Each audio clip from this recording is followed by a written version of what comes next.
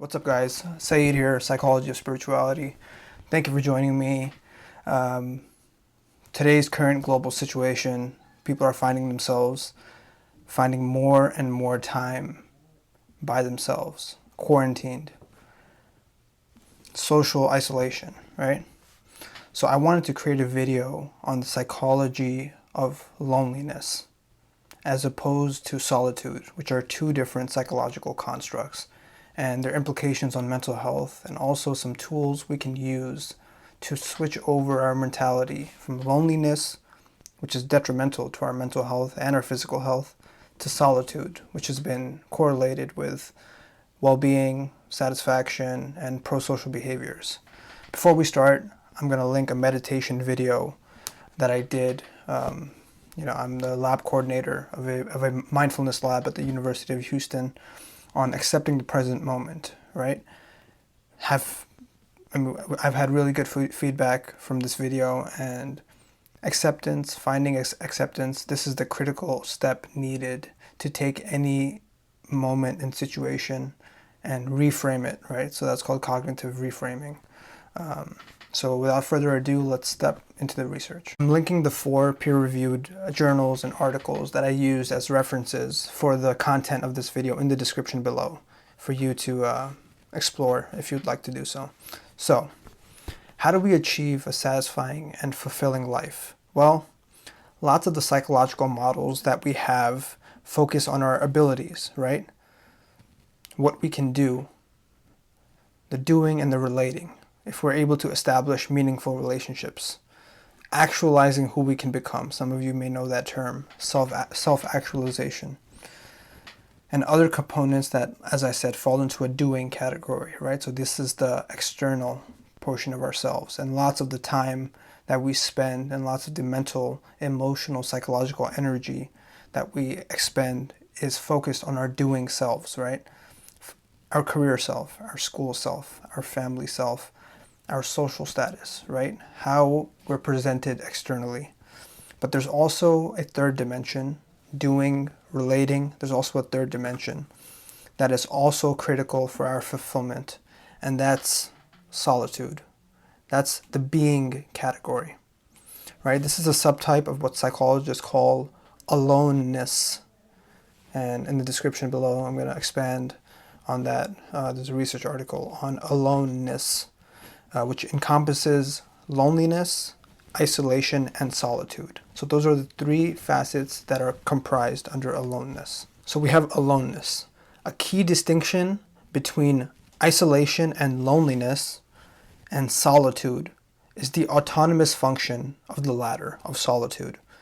We choose to be in solitude, whereas being lonely usually means the absence of close, enduring, and meaningful relationships. And isolation is usually enforced solitude, such as in solitary confinement, right? So where prisoners are locked up for a prolonged period of time. So again, as I said in the beginning of the video, solitude is linked with positive behaviors. Self-reflection, introspection, meditation, appreciation of art or nature, lots of other things. As I said, those research articles are in the description below.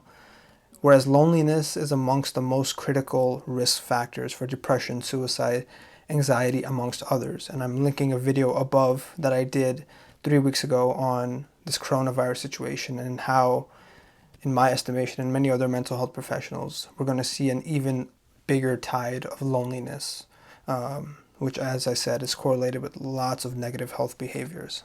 So, you may be asking yourself, how can I shift from my mentality of this time that I'm spending in my room, in my house, driving myself crazy? How can I shift that from feeling lonely to treating time spent on my own as solitude, as an autonomous behavior that'll cultivate introspection and growth?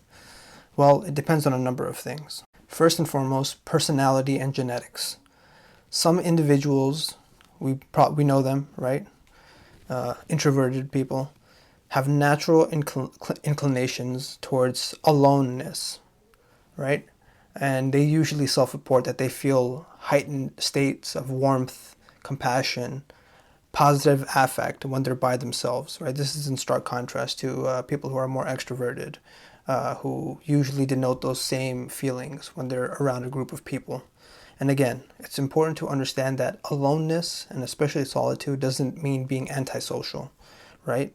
And here's a link to the Littman article that talks about that. And again, there's mixed research on what the personality profiles of these individuals are, the ones who are able to benefit from solitude. Lots of researchers say that when one has already established secure attachment patterns, so that's really important, right? You can't just be a monk, right? Just disassociate yourself from everyone and just choose to be in solitude all the time. Most of the positive health behaviors and positive mental health trends are found in people who have secure and meaningful attachment patterns, right? But they willingly choose to have that own solitude time. So that's important, right? That's the relating function and also the being function. So those go hand in hand. Okay, so you may be telling yourself, okay, genetically, I'm not an introverted person, so what am I supposed to do? One of the most critical things you can do is seek and find people who have different personality profiles than you do. Again, this is a conscious effort because we all remember being in high school. The quiet kid was always the weirdest kid, right? We usually attach ourselves to people who think like us and who act like us, right? It's really hard for an extroverted and an introverted to have a really strong, meaningful attachment. But one thing you can do if you're scared of alone time, you rarely have times of solitude, is to find people who are more introverted. And a great way to start doing that is humility. And I'm linking a video above and below where I talk about humility and bringing humility into your heart so you're more open on receiving of people who may be different than you and who look at the world differently than you do.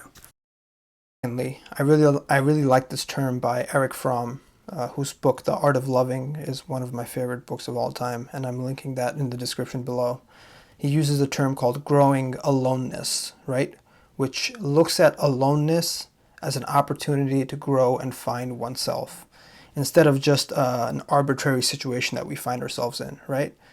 No one texted me, no one wanted to go out, now I'm really alone, right? That's a situation that we fell into instead of something that we meaningfully looked forward to, right? That's the cultivation part. And Littman in his article makes a point, even if awareness of it can potentially trigger anxiety and powerlessness. That's really important, right? So even in the face of obstacles, we still choose aloneness, right? That's part of the spiritual journey. And I really like Deci and Ryan's self-determination theory, which proposes a mechanism for why solitude is linked with mental health, positive mental health behaviors. And they find that behaviors that facilitate our basic needs for autonomy, right? Autonomy is really important, and also are intrinsically motivating, right?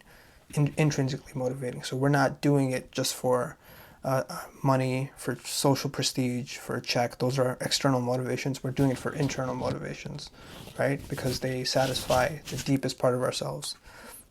Those facets are critical to our well-being. So again, this means a conscious effort towards motivating ourselves to find and spend time on our own. That's solitude. And this will shift our framework from being alone as loneliness, which is a maladaptive behavior, right? We ruminate a lot, we feel pity on ourselves, low self-esteem, to solitude, which is an adaptive coping mechanism. So that cognitive piece is critical, right? And growing aloneness is a really, really good mantra for you guys to use, especially in today where we're going to be by ourselves for the foreseeable future. And this is a great opportunity for you to grow. We can also learn from many spiritual disciplines that encourage heightened forms of solitude for spiritual fulfillment. Again, I'm not encouraging you guys to go up to a mountain and become monks. That's not what I'm saying. But again, it's important for us to contextualize that solitude is used in mostly all of the spiritual worldviews to cultivate introspection and growth. For example, Raja Yoga in the Hindu and Jainist traditions maintains Kaivalya as the ultimate goal, and Kaivalya roughly translates to solitude or aloneness, being alone. So again, the ultimate goal of a yogi here is to isolate their soul completely from the matter, from the material world, and understand that their happiness, their well-being is not connected to the external world. I mean, that's a critical spiritual piece.